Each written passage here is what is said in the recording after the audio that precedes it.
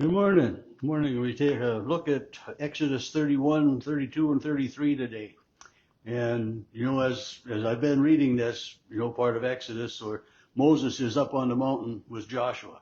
And I sometimes forget, as I'm reading this, that Moses is up on the mountain receiving these instructions. In chapter 24, Moses and Joshua had gone up on the mountain, his young assistant, Joshua.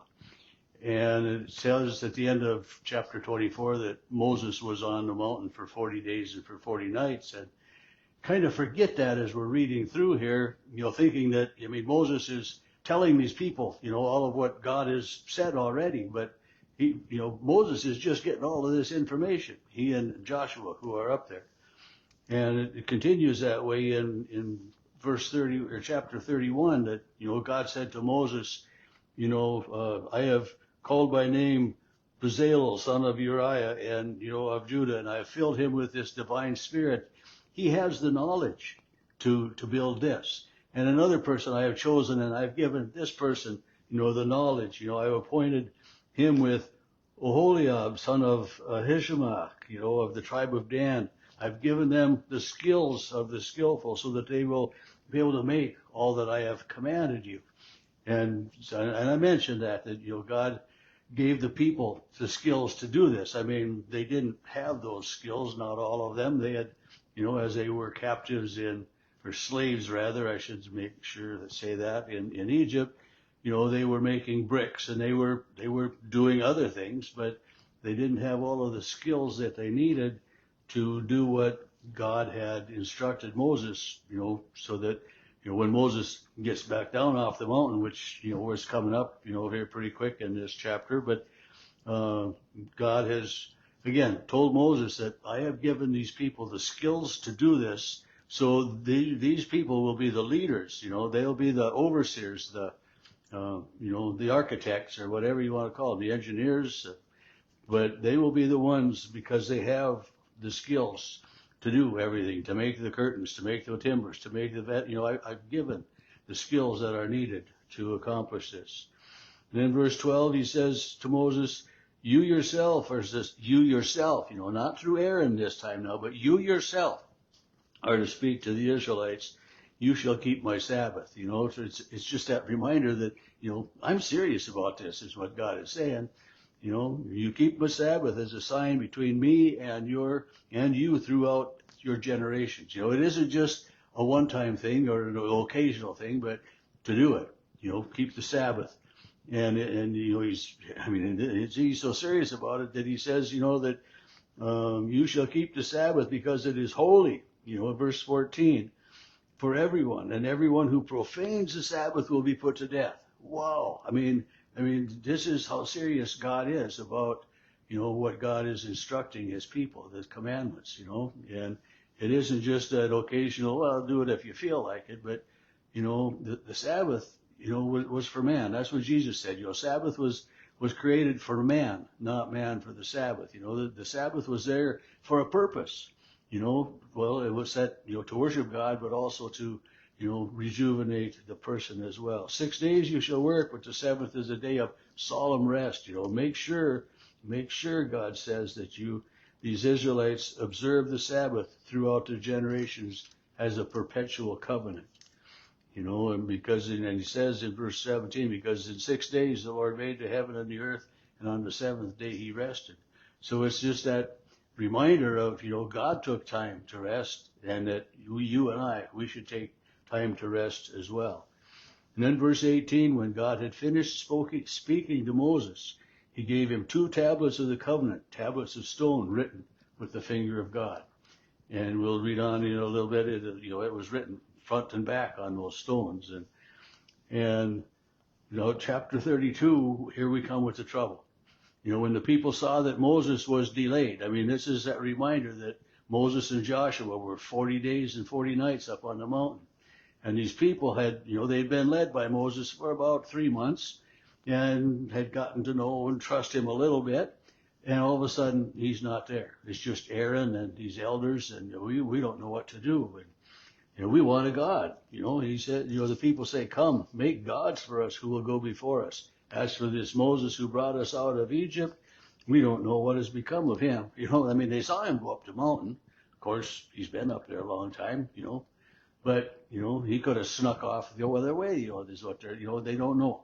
Is he still up there talking to God? The cloud was still there. When God was speaking, was there still rumbling? I don't know, but, the people forgot. So Aaron had them take off their gold rings from their ears and their fingers, and he took all of them, formed it into a mold, and here it said he cast it into an image of a calf, and they began to worship that. The festival, tomorrow will be a festival to the Lord, Aaron says. So they rose early and offered burnt offerings and to this calf, this false god.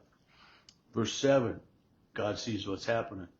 The Lord said to Moses, go down at once. There's an exclamation mark here. Go down at once, because your people, he says to Moses, your people whom you brought out of the land of Egypt, have acted perversely. He's putting the blame on Moses now. He says they're your people. He's forgetting them. I take you to be my people, and I will be your God.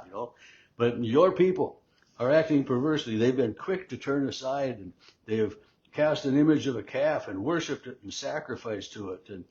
So God knows what's happening. He says, these Israelites are saying, these are your gods, O Israel, who brought you out of the land of Egypt. The Lord said, I have seen this people, how stiff-necked they are. And it was. Truly, it was hard for the Israelites. And I understand that, for them to be able to learn to trust God and to be able to live as free people. They didn't know how to do that either.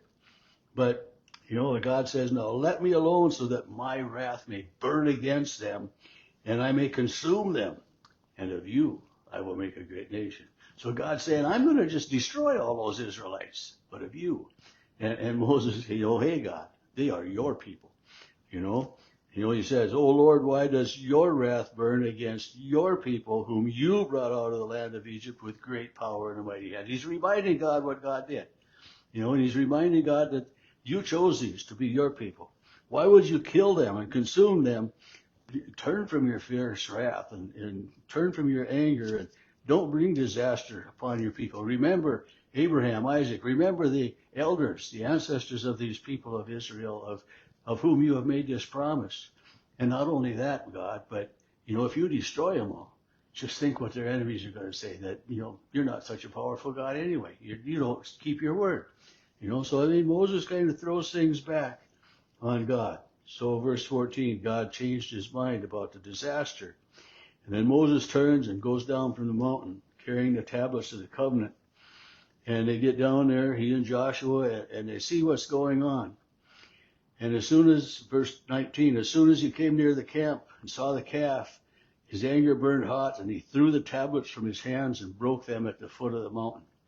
And, sometimes, I don't remember where I got this, but it was, that he threw the stones and broke the stones on the calf, and the calf, was all destroyed by the stones. I had that in my mind for a long time, but this is, that's not what the Bible says. He threw the stones at the foot of the mountain. He took the calf they made and burned it with fire. And says to Aaron, why did you do this? And I just love this response of Aaron,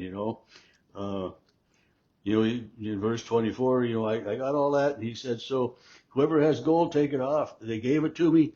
I threw it into the fire and it came off this calf. Just, here it was, I just boom. Earlier it said that he molded it, but here it's just, it just happened, and how often do we use that excuse? I don't know what happened. It was just there, But anyway, Moses saw that the people were running wild. He said, who's on the Lord's side? Who's faithful here? And there was chaos going on. And then they choose these people, and some of the people are then appointed to take up swords, and they go out and they kill some of the other Israelites, some of their sisters and brothers. And here now is when the Levites are taken as the tribe. In verse 28, the sons of Levi did as Moses commanded. About 3,000 people fell on that day. They were killed. That's fell on that day. That's kind of a pretty way of covering it up. But this is the day when they have become that way. And Moses says, you have sinned greatly. The Lord sent a plague upon the people because they made that calf. And then in chapter 33, which I'm not going to have any time to say much about today, but the command is then to leave Sinai, to leave this place, to no longer camp at the foot of the mountain here. And they were sad to be leaving that area. And it goes on to tell us then that when they moved, Moses would go out into the tent, and he would speak with God, and the people would watch and wait for him that way, and Moses in verse 18 of chapter 33 says, show me your glory, God. And God says, I'll show you my goodness. But as he goes by, Moses can only see his back because God says, no one can see my face and live. And it's just, we have to remember and put the whole story together. And sometimes I forget to do that. And so often, we'll take a single verse out of the Bible and we'll say, well, this is what it says. But we kind of forget. It's just like, I was kind of forgetting sometimes that, at the end of chapter 4, Moses and Joshua went up to the mountain. So until chapter 31, he's still up on the mountain getting the words from God. So it's just a reminder to put the whole story together.